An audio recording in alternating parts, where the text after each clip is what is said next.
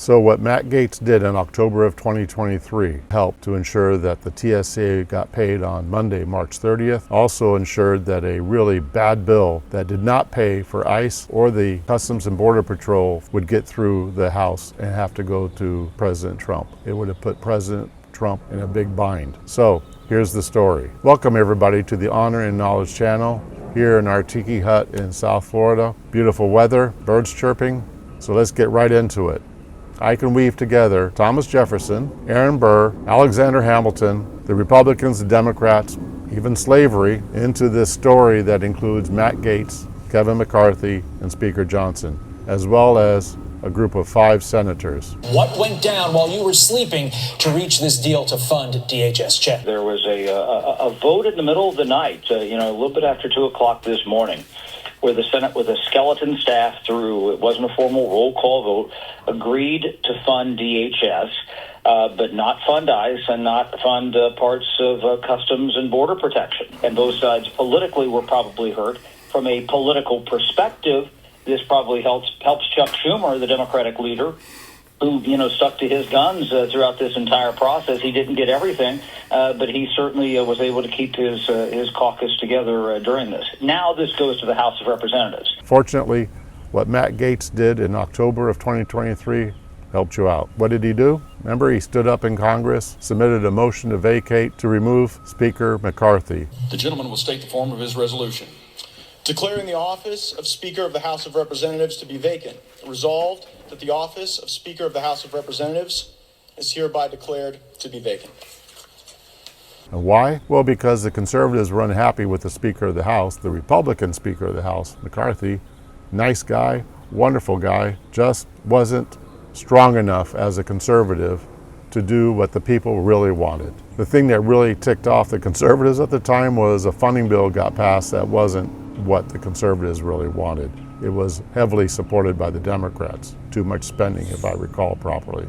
So after the motion to vacate was successful in the House to remove Speaker McCarthy, and once again, let me say, he's a nice guy, Speaker Johnson ended up, after a bunch of tortuous voting and a lot of talking, Speaker Johnson, congressman from Louisiana, got elected. So here he is on Friday morning, Speaker of the House, presented with a stupid bill from the Senate that was passed at 2 o'clock in the morning that basically stopped the funding that was basically going to screw over the ICE and Customs and Border Patrol parts of the DHS, Department of Homeland Security. This has to stop.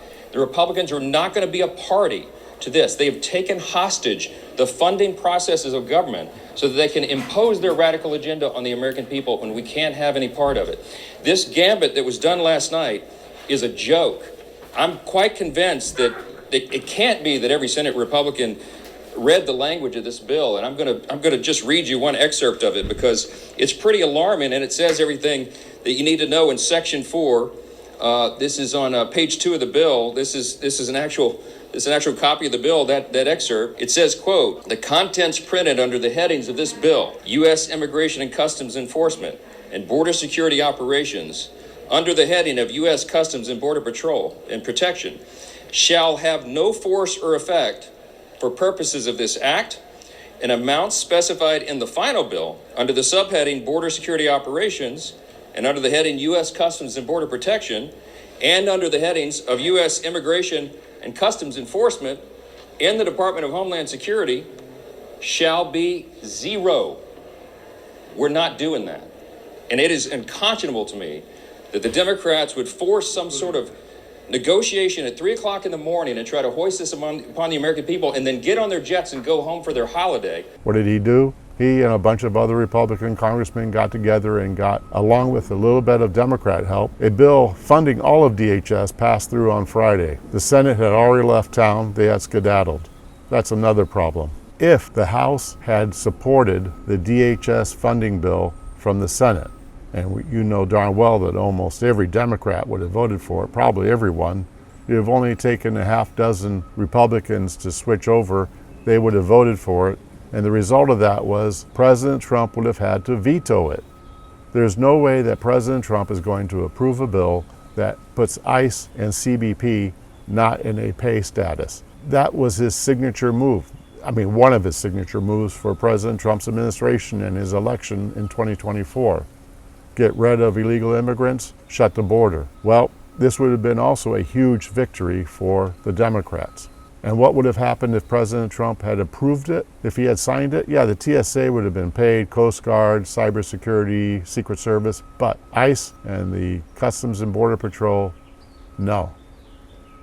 And if he hadn't signed it, if it had come to his desk and he had not signed it, the negative impact of that is I don't think he would have been able to use emergency powers to get the TSA paid on Monday, March 30th. Why not?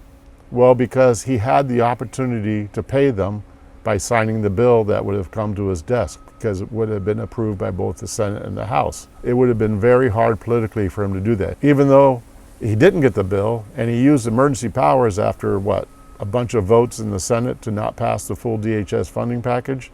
He used emergency powers, and some of the Democrats, said that he was being a tyrant or he wasn't following the Constitution or whatever. So if the House had passed the bill, President Trump would have had to veto it, and if he had, he would not have been in a good spot to use emergency power to pay the TSA employees. And if he had approved it, then our country would have been in dire shape associated with the border, illegal immigrants, imports, all kinds of bad things. So he would have been in a real pickle. Speaker Johnson and the House stopped from the Federalist Papers point of view. Wait, what? What are the Federalist Papers? They are a group of essays written by Hamilton, Madison, and John Jay in order to explain how the government of the United States was going to work if the Constitution was approved. For example, Federalist Paper number 63, written by either Madison or Alexander Hamilton, is one of the papers that explains how the Senate is going to work and why it should be designed the way it is in the Constitution. One of the things of concern was Senate corruption that could occur because it was a small number of people that were considered and would consider themselves very elite. Remember, that's what we were trying to get rid of when we left England. We were breaking away from Great Britain to get away from people like the monarchy. So in this paper, they said that if the Senate becomes corrupted, they're going to have to either corrupt the House of Representatives, or the House of Representatives will stand in opposition to them and stop them from enacting any legislation which is the result of them being corrupted. Corrupt decision by the Senate at 2 o'clock in the morning with only 5 senators present on a voice vote to not fund all of DHS. Now, how does Aaron Burr factor into this? Alexander Hamilton? Well, besides Alexander Hamilton being probably one of the authors of Federalist Paper number 63, Aaron Burr killed him in a duel while Aaron Burr was the vice president of the country. Oh, by the way, Aaron Burr, as vice president overseeing the Senate, also was there when the Senate rules were changed. At the beginning of our country, the House and the Senate rules that they use for administering how they do their business were identical between the two places. Slowly over time, there were some changes made. In the Senate, back in 1804, and nobody knows this for certain, but for some reason, rules got changed in the Senate. And a few decades later, that was used by pro-slavery people. So some people believe that maybe this was all set up by pro-slavery people. But the result was, up to the Civil War, pro-slavery people, which included not just Southern Democrats, but all Democrats, to support the protection of slavery. They used the filibuster for that. So the filibuster helped slavery. The filibuster is what got us in the situation where these 5 senators at 2 o'clock in the morning figured out how to pass a DHS funding bill that really wasn't a DHS funding bill. The result of it was it didn't get voted on by the House. So the House did their own bill to fund DHS fully, which is great. Now, Thomas Jefferson has a quote which is very pertinent right now. I hold that a little rebellion now and then is a good thing, and as necessary in the political world as storms in the physical. Thomas Jefferson, a founding father, was the president of the United States. Thomas Jefferson believed that, quote, a little rebellion now and then is a good thing. And the interpretation of that was suggesting that such actions are necessary for the health of a political system. What's the political system? The United States government. The filibuster should never have been in place in the Senate. The filibuster has never done anything good for us. Under the Biden administration, the filibuster didn't stop the border being open. under the Biden administration, the filibuster didn't stop really stupid overspending of money. The filibuster has never helped our country, as far as I can tell. I can't find any example where it did anything great. And the Constitution even has some specific things requiring that the Senate have 2/3 vote to approve treaties. The Senate was set up with being voted every 2 years for 1/3 of their people, specifically to make it be a group that was smaller and took a lot longer to switch around in far as their positions compared to how the House was just voted in completely every 2 years. The Senate was a stable group. That's not what's happening right now. So Senator Thune, we need you as Americans to do your job. I'm not asking you to go to war, literally. I'm asking you to go to war figuratively. Please, Senator Thune, I and the rest of the United States need you to get rid of that filibuster. It has never, as far as I can tell, ever done anything good for our country. Senator Reid got rid of the requirement to get 60 votes to get justices approved other than Supreme Court. Senator McConnell got rid of the requirement to do that for Supreme Court justices. That's the most important thing that I think of that the Senate does, as well as treaties. But the Constitution already specifically requires a supermajority in order for the Senate to approve a treaty. So why not get rid of the filibuster? The filibuster was used to do such tremendous hurt to our country last year and this year, both this fiscal year, right? That filibuster is being used to hurt Americans. It's the tyranny of a small group of people, namely Schumer. And what's the number one thing that Senator Schumer wants? Everybody's getting this wrong. Everybody's saying that Senator Schumer is worried about a primary challenge from AOC up in New York, not this year because he's not up for re-election, but in 2028. That's not what he's worried about. He's worried about this year. This fall, in November, in 2026, the Democrats are not going to get control of the Senate. It will still be the Republicans. The Democrats are still going to be in the minority.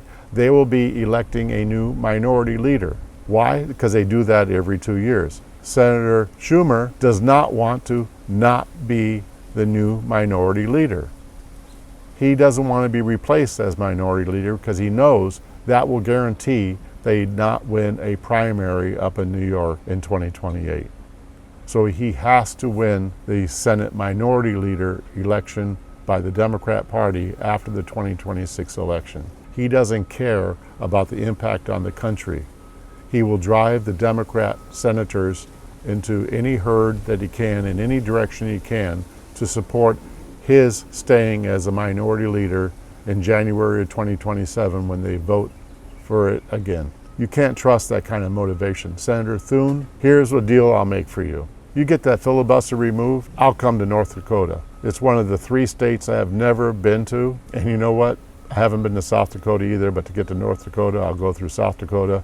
So I'll be all 3 states. By the way, the other one was Montana. I'm doing that this spring. So, Senator Thune, I will come to North Dakota if you get rid of the filibuster. Sounds like a pretty good deal. So everybody, now you know how Matt Gaetz saved a bad situation for our country by what he did in October of 2023. By the way, for the record, back then, I was 100% supportive of Matt Gaetz doing the motion to vacate because I was ticked off also on what was being done in Congress at the time. I love what Speaker Johnson has been doing since he became the Speaker. Now, please don't get me wrong. I like Speaker McCarthy, but you know what? Speaker Johnson has the character attributes that I think are more important for today's House, and I am so happy that he is Speaker of the House, as well as President Trump being president.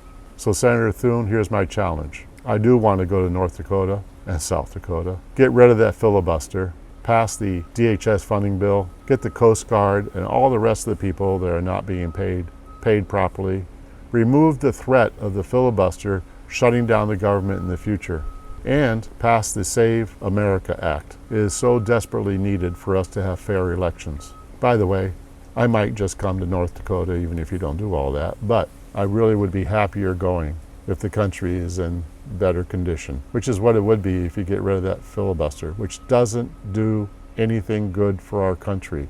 Get rid of the filibuster, or there might be a little rebellion, because it's always a good thing. That's what Thomas Jefferson said, and I agree. Thank you, everybody, for watching this. Thank you for your time. God bless President Trump and his administration and all the military men and women that are out there fighting and those that are supporting them. God bless Speaker Johnson. God bless Senator Thune. God bless you, and God bless the United States of America. And before I go, thank you, Matt Gaetz, for what you did in October of 2023. Thank you for watching the Honor and Knowledge channel. Goodbye.